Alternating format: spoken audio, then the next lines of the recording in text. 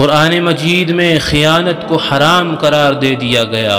چنانچہ اللہ تعالیٰ ارشاد فرماتے ہیں، یا ایھا الذین آمنوا لا تخونوا اللہ والرسول وتخونوا اماناتکم وانتم تعلمون، اے ایمان والو، نہ خیانت کرو اللہ کے ساتھ، نہ اس کے رسول کے ساتھ، اور نہ خیانت کرو اپنی امانتوں کے ساتھ جو ایک دوسرے کو لیتے دیتے ہو اور تم اس بات کو جانتے ہو۔ چنانچہ امانت میں خیانت، اس کو شریعت نے گناہ کبیرہ بتایا ہے۔ ابو امامہ راوی ہیں رضی اللہ تعالی عنہ، فرماتے ہیں نبی اکرم صلی اللہ علیہ وسلم نے ارشاد فرمایا، یتبع المؤمن علی الخلال کلھا الا الخیانۃ والکذب، کہ مومن کی طبیعت میں مومن کے مزاج میں ہر خصلت آ سکتی ہے سوائے خیانت اور جھوٹ کے۔ مومن خیانت نہیں کر سکتا، مومن جھوٹ نہیں بول سکتا، یہ مومن کی طبیعت کے اندر نہیں آ سکتی۔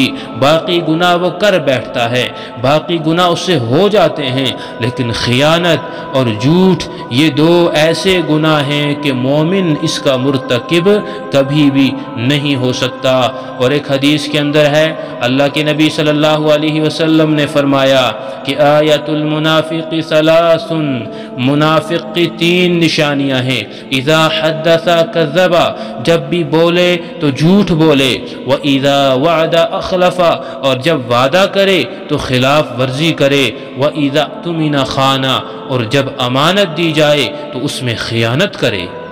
شریعت نے اس امانت کو اتنا بڑا عمل جان لیا کہ مسند احمد کی روایت ہے، فرمایا لا ایمان لمن لا امانت لہ، جس بندے میں امانت کی قدردانی نہیں اس بندے کا ایمان ہی نہیں۔ اللہ اکبر! اندازہ لگائیے کہ شریعت نے امانت کا کیا مقام بتا دیا ہے۔ اس لیے کہ اگر امانت میں خیانت آ جائے تو پوری سوسائٹی اور مشورے کی بنیادیں ہل جاتی ہیں، اعتماد ختم ہو جاتا ہے، اور شریعت نے اس چیز کو بہت زیادہ ناپسند کیا ہے۔ حدیث مبارکہ میں ہے کہ یوم الست کو اللہ رب العزت نے اپنی بندگی کی امانت آسمانوں کے سامنے پیش کی۔ اس نے معذرت کر لی کہ یہ بوجھ اٹھانا میرے بس سے باہر ہے، زمین پر پیش کی، اس نے بھی معذرت کر لی، پہاڑوں پر پیش کی، اس نے بھی معذرت کر لی، انسانوں پر پیش کی تو انسانوں نے اس کو قبول کر لیا۔ یہ امانت کیا تھی؟ یہ امانت کیا تھی؟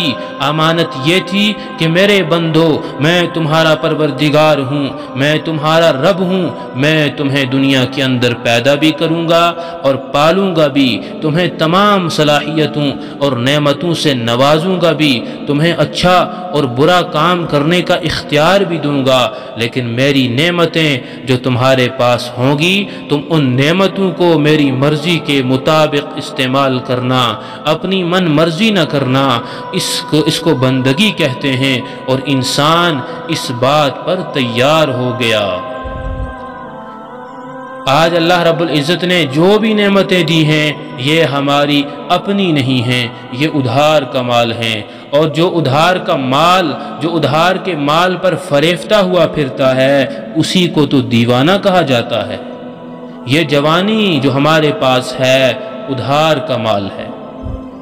آپ کسی بیرون ملک میں چلے جائیے تو وہاں ایئرپورٹ پر سائن بنا ہوا ہوتا ہے رینٹ اے کار، کہ اگر آپ کو اس ملک میں گاڑی کی ضرورت ہے، رینٹ اے کار، آپ ایک کار کرائے پر لے سکتے ہیں۔ جب آپ نے وہ گاڑی لے لی 2 دن کے لیے، 3 دن کے لیے، وہ آپ کے پاس امانت ہے، آپ اپنی مرضی سے اس کا کام نہیں کروا سکتے، اس کا کلر چینج نہیں کر سکتے، آپ اسے مس یوز نہیں کر سکتے۔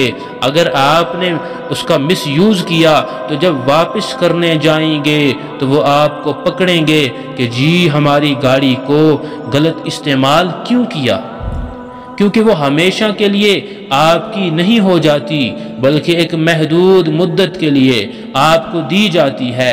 اصل مالک اس کا کوئی اور ہوتا ہے، مگر اسٹیئرنگ پر آپ کو بٹھا دیتے ہیں، آپ ڈرائیو کر سکتے ہیں۔ اب اس پر بیٹھ کر آپ جو ہے اس پر بیٹھ کر جو چاہیں کسی کلب میں جانا چاہیں، کسی مسجد میں جانا چاہیں، اتنا اختیار آپ کے پاس ہے۔ گاڑی چلے گی لیکن جب مدت ختم ہوگی تو گاڑی واپس ہو جائے گی۔ یوں سمجھیں کہ ہمارا جسم ایک کرائے کی گاڑی کی مانند ہے۔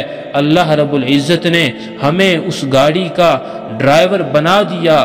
تم ان ہاتھوں کو استعمال کر سکتے ہو، آنکھوں کو استعمال کر سکتے ہو، زبان کو استعمال کر سکتے ہو، پاؤں کو استعمال کر سکتے ہو، مگر ساتھ حکم دے دیا میرے بندو میرے حکموں کا خیال رکھنا، اگر میری ہدایت کے مطابق استعمال کرو گے تو میں تمہیں انعام دوں گا، اور اس کے خلاف استعمال کرو گے تو میں تمہیں سزا دوں گا۔ تو بات تو سمجھ میں آنے والی ہے۔